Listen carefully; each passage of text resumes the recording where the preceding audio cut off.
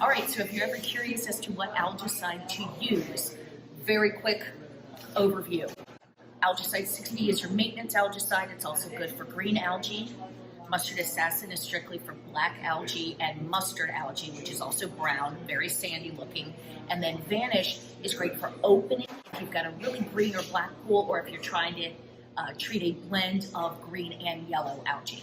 So this is Vanish. Vanish is a chelated copper-based algicide. The difference between this and big box stores and what you're going to find at the Walmarts and the Lowe's is that those are non-chelated, which means they have active copper. And if you add them, you can actually turn your pool green and cause staining.